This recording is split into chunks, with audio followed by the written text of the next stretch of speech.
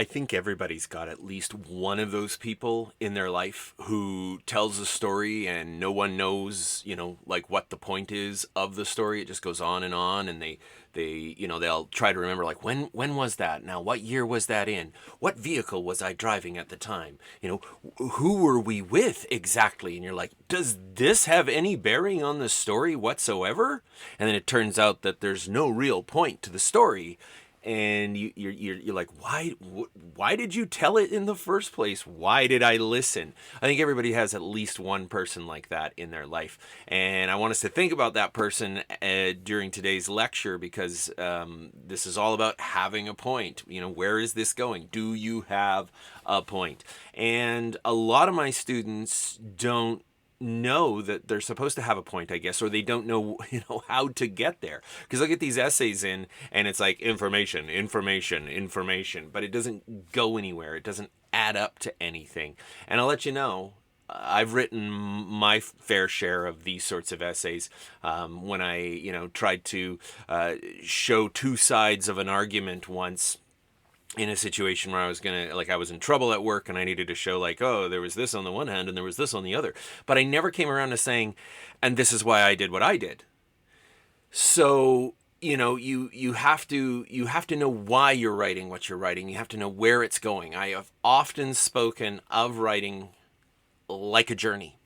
And you're planning for a trip, in a sense, when you're doing your research and when you're compiling all your information. Shaping is, to some degree, what route will we take to get to our destination. But if we don't know what our destination is, it's going to be really difficult to know when we've arrived. And that, I think, is one of the other really great challenges for student writing, is that there's no end game in sight. Now, some of my students are going to come back at me and they're going to say, but Dr. Prashant, you've told us to just get writing. When we're drafting, we don't necessarily have to know our thesis, that our thesis might come to us along the way. Yeah, but you at least need to have an audience in mind ahead of time, and a sort of vague argument. We can have a working thesis, a tentative thesis, something that we think we're going to say. We don't want to go in completely blind. We should have thought about our topic enough to be able to say, I think it's going to turn out like this. Chapter 7 of They Say, I Say, So What and Who Cares, Saying Why It Matters, can help immensely in this regard. Graf and Birkenstein say that the problem is not the lack of a clear, well-focused thesis. So you could have a thesis and you still wouldn't know why it mattered, or what your ultimate point was, because your thesis might be too basic. It might be something that's not terribly controversial, like in Diana Hacker and Nancy Sommers, A Canadian Writer's Reference. In the section on writing arguments, they say that you need to identify your purpose and context. In constructing an argument, you take a stand on a debatable issue.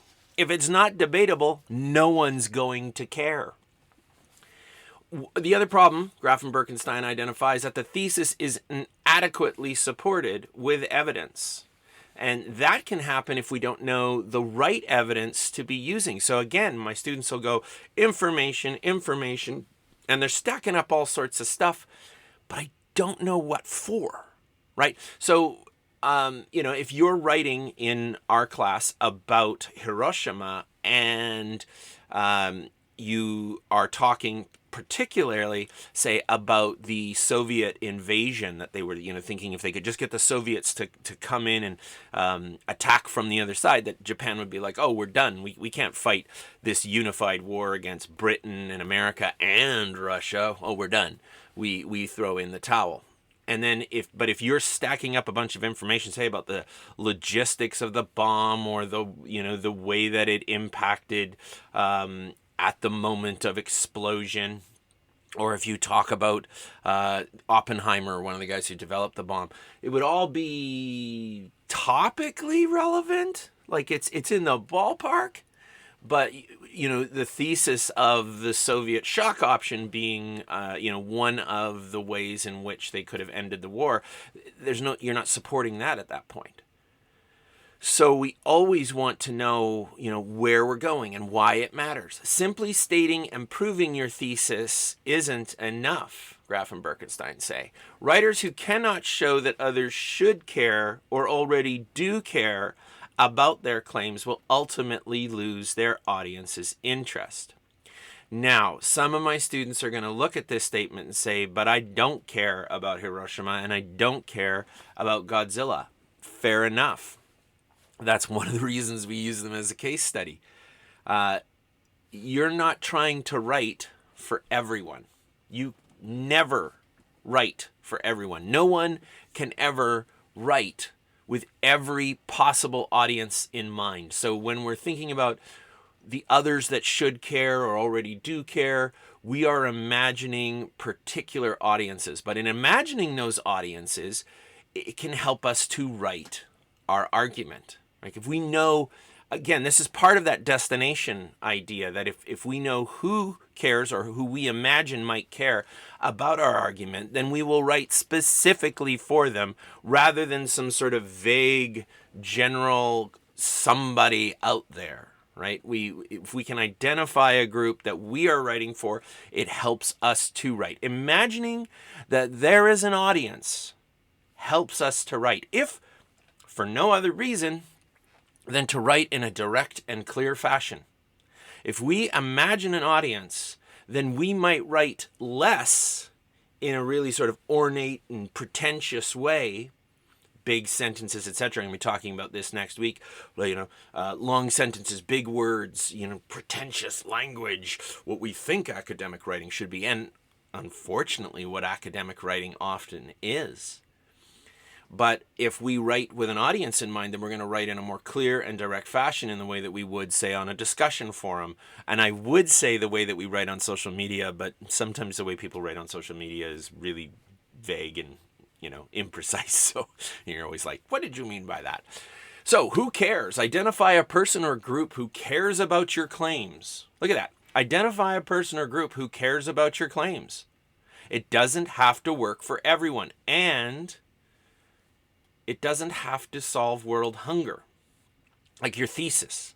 The students get into this who cares, this so what and who cares thing, and they're like, and therefore we should all watch Godzilla because Godzilla will help us to know world peace. And I'm like, no, it didn't work for Honda. Rifle identified it didn't work for Honda. If it didn't work for Honda with the 1954 Godzilla, you seriously think that people living in the 21st century are going to watch the original 54 Godzilla and go, yes, of course, war is awful. I don't know why we didn't come to this conclusion sooner.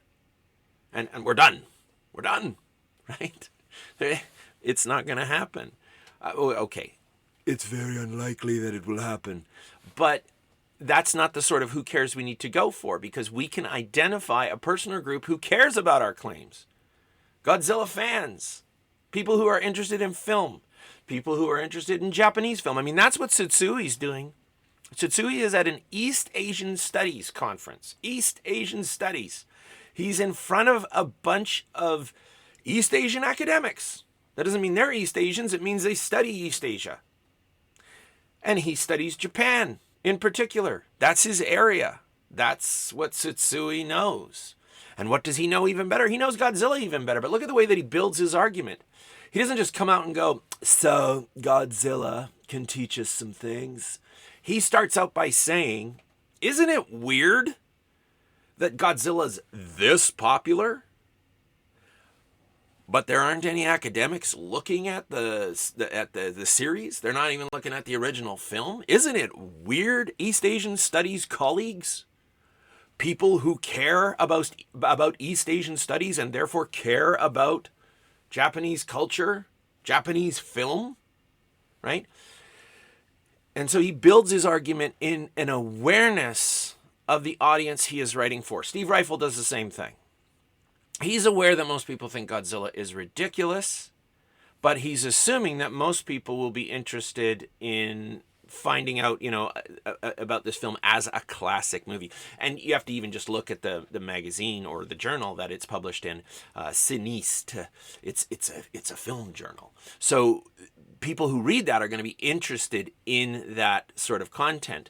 And the same thing goes for Tsutsui and for Alperovitz and Asada. They are writing for, particular audiences. I think that Alperovitz's audience is far more general than Asada's. Alperovitz's audience is this, I think he imagines himself talking to America. But he's clearly not talking to, people from other cultures. He's not trying to make this argument to those groups, because the way that he sort of apologizes at the end and says, hey, I'm not knocking the veterans. This isn't about me coming down hard on those soldiers who just did what they were told. You can sort of see who he thinks he's talking to there, right? There's a window into Alperovitz's, who cares, or in his case, I think, who should care, right? He's really working that should care angle, that we need to find either people who do care or that we can imagine should care, and we're going to convince them that they should. And Alperovitz is definitely in the should care camp. Asada is talking to historians, and he knows he is.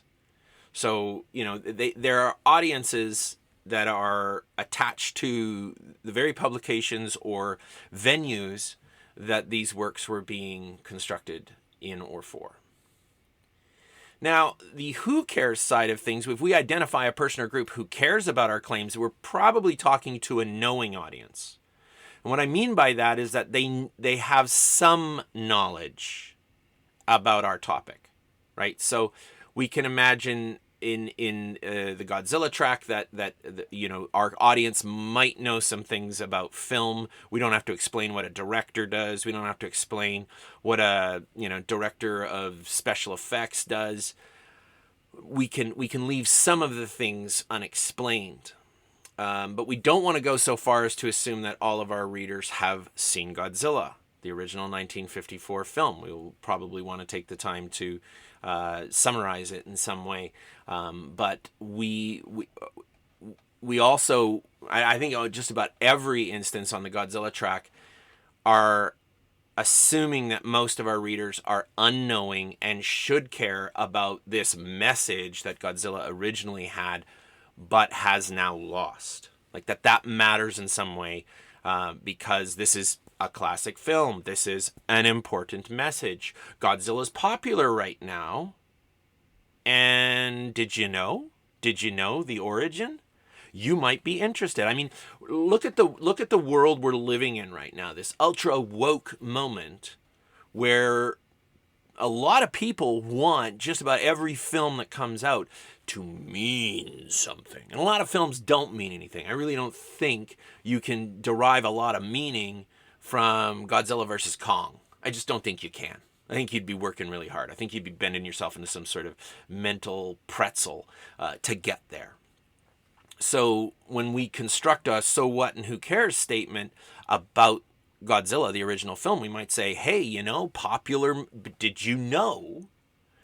And that becomes, again, the care here doesn't have to be some great, deep, mind-blowing, changes the world forever moment. It can just be, hey, did you know? Like, did you know, for example, that the lucky dragon is sort of mentioned? The Trinity test is mentioned in the 2014 Gareth Edwards Godzilla movie. But it's given this really bizarre treatment. And this is no diss to the people who wrote that movie or worked on that film. But holy smoke, they pretty much go, you know what we were doing when we tested that bomb? I said Trinity earlier. I meant the Bikini Islands, the Bikini Atoll bomb tests, Castle Bravo, and the 2014 American Godzilla film explains what they were doing there as we were trying to kill the monster. And it's like, no, you are the monster. The Castle Bravo test is the birth of Godzilla. I'm sorry, America, you don't get to do this. You don't get to go, let's sweep this under the carpet yet again. So maybe I am casting some shade in their direction. But, that's one of those who cares sort of comments. And that can be worked into our introductory strategy, potentially. Now, on the other hand, you might say, like, how am I ever going to get anybody to give a crap about Hiroshima? Why would anyone care about an event that happened in the last century? Well, there was a recent presidency that was pretty interested in using nuclear weapons. So there becomes this, most of us didn't blink at that. I don't think, like, it was news, but it wasn't the kind of news that it would have been in the Cold War. Anybody went near the nuke button and we all, duck and cover. And so maybe you come and you say, we talk a lot about the problems in the world, but here's a problem that we're not paying any attention to anymore. And I want to tell you about a moment when, and it could kind of weave in that way. Or you can talk about the way in which we think we know something, black and white. That's another, sort of cultural moment that we're living in, is it's this or it's that. And if you're not on board with me, then you're gone from my life. Shun, shun, shun. And the conversation between Alperovitz and Asada reveals, if nothing else, the complexity of truth, the complexity of a historical moment, where we want to side with Alperovitz, but gosh, we're having trouble facing what Asada has to say, and we may be coming away from this in an utterly okay but response. Who was responsible for dropping the atomic bomb? The Americans. But who was responsible for them feeling that it was necessary to? The Japanese. So who's responsible for the deaths of the people at Hiroshima? Both? Right? So we can get into this who cares and so what business through a number of doors. And some of them have deep social and political significance. And sometimes it's just, hey, people who like literature or film, did you know? Or, hey, history buff, I know we've been saying for years this thing, but recent evidence demonstrates something else, right? And those have wider ranging implications, but we don't necessarily need to be including those in our writing. We just need to be finding people that we can sort of identify as people who care or should care about what we're writing about. And once we do that, once we have that imaginary reader in our minds, it's easier to write for someone than it is to just write. Who cares? Again, the people who care about our claims. It'd be fans, it'd be experts, right? So fans of Godzilla or experts on history and Hiroshima. People who should care about our claims are probably going to be general public, non-experts. We want to be talking to the person on the street about what we've learned and say, hey, did you know? And this is interesting because, right? And again, this doesn't have to have, like, students will come away from statements about, like, your conclusion should blow my mind, or your introduction should tell me why this matters in a really deep way. And then you come to a chapter like this, so what, who cares? And the students are trying to make, Shakespeare align with real world issues. And sometimes it does. Sometimes Shakespeare's works can do that. But sometimes we're just analyzing the poetry. And who cares? Experts on Shakespeare care about that sort of thing, right? So you might be writing about the special effects for Godzilla and thinking, so what, right?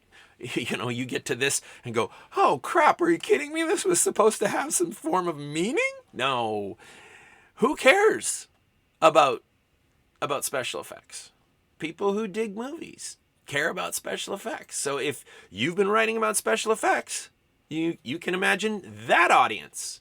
Those are the people you're writing for, right? When we say that we should link our argument to some matter that readers already deem important, it doesn't have to solve world hunger. It doesn't need to end the pandemic. It can simply be something that some niche group somewhere cares about. Now, you have to be careful about this, right? We can't just invent groups that will be interested in our uncontroversial thesis, right? Remember, again, from a Canadian writer's reference, in constructing an argument, you take a stand on a debatable issue. a debatable issue, something that people might have an opinion about. So, if you were writing about Godzilla and special effects, most people think that the rubber suit looks hokey, it looks silly, it looks stupid. But we know from Rifle and to some degree Tsutsui, although Tsutsui works with those naysayers, right? Tsutsui's the guy going, maybe we can learn something from the guy in the rubber suit. But then we've got Susan Sontag, a feminist critic, coming along and saying that the movies that Ishiro Honda was making are some of the best in terms of convincing imaginations of disaster. So there we can come with that we create a debate, basically. Oh, I know you think that rubber suit looks silly, but let me tell you something. In 1954, it was absolutely state of the art, and in many ways was better than the original option that they wanted to go with. I mean, I see this from students every year. They'll go and they'll take a look at stop motion from the Beast of 50,000 Fathoms, Beast from 50,000 Fathoms, or 500,000. I don't know how many fathoms that beast is from right now. But you know what I'm talking about. The Beast from 50,000 Fathoms. It's 50.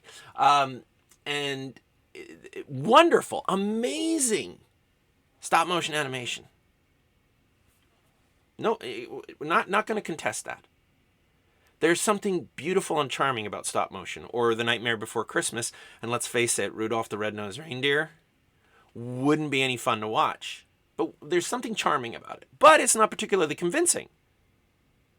It's not convincing in the same way that seeing actual motion or CGI that mimics actual motion and makes it, look somewhat realistic can do. And that 1954 Godzilla, there are some really convincing moments. There are also some very unconvincing moments, but to put ourselves in the seats, in the minds, in as much as we can, of the viewers in 1954, and maybe we can use Tsutsuy's statement about, the viewers leaving the theater in tears, not because the special effects were awful, but because they had seen convincing representations of destruction that reminded them of the horrors of Hiroshima.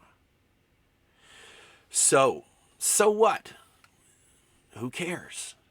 You need to go beyond having a thesis and go beyond supporting that thesis. Let's find a way to link our argument to something, some larger matter, and it doesn't have to save the world, that readers already deem important. And we decide who those readers are. We don't have to identify that. We don't have to come out and say, I am writing for the G fans, the people who read G Fan magazine. We don't have to say that. We don't have to say, I'm writing for historians. It should be clear who we're writing for.